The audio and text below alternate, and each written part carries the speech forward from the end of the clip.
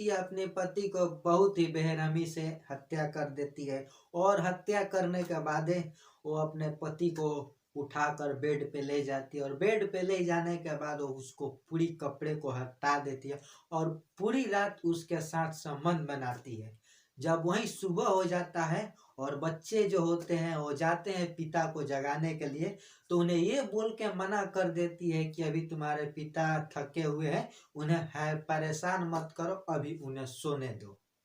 घटना को पूरी बारीकी से जानने और समझने के लिए आप हमारे साथ वीडियो में एंड तक बने रहे। तो आप देख रहे हैं क्राइम सच तक। अगर आप हमारे इस वीडियो को यूट्यूब चैनल पे देख रहे हैं तो चैनल को सब्सक्राइब जरूर कर लीजिएगा। अगर आप हमारे इस वीडियो को फेसबुक पेज पे देख रहे हैं तो उसको फॉलो जरूर कर लीजिएगा।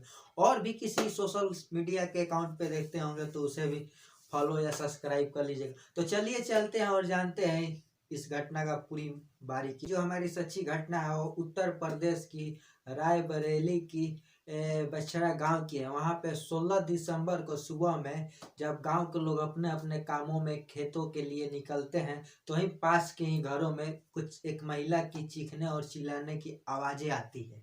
महिला की आवाजें सुन के गांव के आसपास के लोगों जब उसके पास जाते हैं तो देखते हैं उस महिला की ही पति उस दरवाजे के पास मरा हुआ पड़ा है। तो महिला थी वो अपने पति के लाश के पास चीखती और चिल्ला कर रो रही थी कि आप मुझे छोड़ के चले गए, मैं इन बच्चों को कैसे संभालूंगा। एक आप ही तो थे जो कमा कर लाते थे, काम करके लाते थे, तो मैं बच्चे का भरण पोषण करती थी। और उस बॉडी को पास के लोग देखकर ज्यादा हैरान और परेशान नहीं होते थे, क्योंकि उनको पता था कि ये जो शख्स मरा है ये हर रोज शराब पी के और शराब के नशे में आता था और शराब पी के कहीं भी सो जाता था। तो हो सकता है इसकी जो मृत्यु हुई हो, इसकी जो मौतें हुई है वो शराब के कारण हुई हो। ये सब बातों को लेकर वो वहाँ के लोग ज्यादा परेशान नहीं होते हैं। और हलवाई के काम में शादी उदी में या पार्टी उटी में करने जाते थे और जब भी ये रात को वापस आते थे तो शराब पीने की इनकी लत थी और ये शराब पी कर आते थे। कभी कभार हम लोग सो जाते थे तो ये बाहर यहीं पे भी सो जाते थे नशे के हालत में, इनको पता भी नहीं चलता था। जब हम लोग सुबह होते थे तो इनको उठा कर अंदर लेके जाते थे। और उसकी पत्नी की बातें सुनने के बाद पुलिस को भी ये मानना पड़ता है कि शायद हो सकता है इसकी पीने से मौत हुई और ये गिर के इसका मौत हो गया। और पुलिस जो होती है बॉडी को अपने कब्जे में लेकर वो फॉरेंसिक लैब को भेज देती है। लेकिन लैब से जहाँ वहाँ से जो रिपोर्टें आती है वो रिपोर्टें सुनने के बाद उस गांव के लोग और पुलिस वाले भी चौंक जाते हैं। उसके बाद रिपोर्ट आने के बाद पुलिस जो होती है वो छानबीन में लग जाती है, क्योंकि रिपोर्ट के मुताबिक पुलिस वालों को पता चला कि अतुल की जो मौतें हुई है वो 16 दिसंबर को नहीं 14 दिसंबर के आसपास हुई है, क्योंकि उसको सर में थोड़ा बहुत चोटें लगा हुआ था और जो उसका ब्लीडिंग था वो जमा हुआ था। तो ये सब बातों को लेकर पुलिस भी छानबीन करना चालू कर दी थी। वो उसके पत्नी से पूछताछ करती है तो पत्नी उसके बारे में कुछ भी नहीं बताती। लेकिन जब वो बच्चों के पास जाती है और बच्चों से बड़े प्यार से और विस्तार से पूछती है तो बच्चे जो राज खोलते हैं वो सुनने के बाद आदमी हैरान और परेशान हो जाता। तो पुलिस पूछती है बच्चों से कि तुमने आखिरी बार अपने पिता को कब देखा था और कब बातें किया था। तो बच्चे बोलते हैं जिस रात को पिता को शव को बाहर फेंका गया था उससे एक दिन पहले मैंने जब स्कूल से आया तो पिताजी घर में सोए हुए थे और मैंने जब जगाने गया तो मम्मी ने मुझे डांट कर मना कर दिया कि अभी पिताजी शाम को काम से आकर थके हुए, तुम जगाने जाओगे तो तुमको पिताजी मारेंगे। और मैं डर के मारे पिताजी के पास नहीं गया। इसके बाद जब शाम के समय हम लोग खाना पीना खाकर सो जाते हैं तो सुबह का टाइम जब होता है तो सुबह सुबह का टाइम देखते हैं तो पापा जो है बाहर पड़े होते हैं। सुनने के बाद जो पुलिस होती है अतुल को पत्नी को अन्नू को अपने कस्टडी में ले लेती है और कस्टडी में लेने के बाद उससे पूछताछ करती है तो बताने के लिए कोई एग्री नहीं होती। उसके बाद पुलिस जो होती है अपनी टोर्चन के साथ उससे पूछती है तो जो बताती है उसका बयान ही कुछ अलग था। ये बताती कि मेरा जो पति था वो हर रोज पी के आता था और मुझे मारता था, पीटता था और मुझे प्रताड़ित करता था और अब मेरे बच्चों के सामने और गांव वालों के सामने मेरी बेइज्जती करता था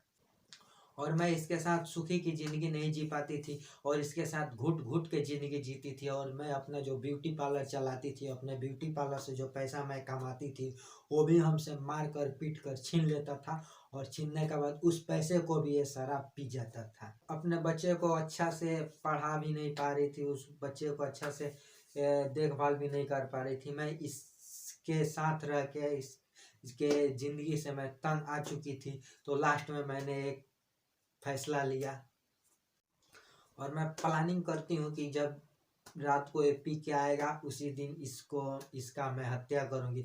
और 14 तारीख को रात में पी के आता है और पी के आने के बाद मुझसे बोलता है कि आज मैं तुम्हारे साथ संबंध बनाना चाहता हूँ, तुम्हारे जिस्म से खेलना चाहता हूँ। तो मुझे पूरा गुस्सा आ जाता है और मैं वहीं खटिए के पौवे को निकालता हूँ और उसके सर पे वार करता हूँ और नशे में धुतता तो गिर जाता है और उसको वहीं पे मार के मैं उसको मौत के घाट उतार देती हूँ। उसके बाद उसको उठा कर ले जाकर अपने बेड पे ले जाती हूँ और उसकी पूरी कपड़े उतार कर पूरी रात 2 दिन तक उससे संबंध बनाती हूँ। और जब बॉडी वेस्ट होने लगता है, बॉडी जो होता है वो नष्ट होने लगता है, तो मैंने उसके अगले रात को बॉडी को उठाकर घर के बाहर फेंक दिया और सुबह में मैं उसको बॉडी दरवाजे के बाहर फेंक के मैं सो जाती हूँ।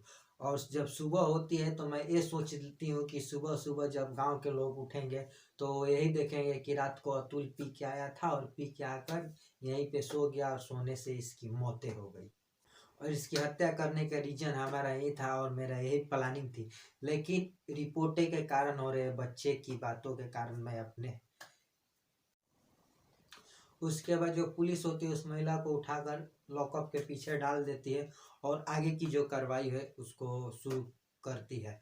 तो दोस्तों, आज का वीडियो बनाने का मकसद किसी को हैरान और परेशान करना नहीं था। वीडियो बनाने का मकसद सिर्फ था कि ऐसे ऐसे महिलाओं से और ऐसे ऐसे पत्नियों से जो मर्द होते हैं हमेशा सतर्क रहे और सावधान रहे और दारू शराब के नशे में जाकर पत्नियों को प्रताड़ित ना करे, पत्नियों को परेशान नहीं करे। तो बस दोस्तों, चलते हैं, मिलते हैं फिर एक नेक्स्ट एपिसोड में। तब के लिए जय हिंद, जय भारत।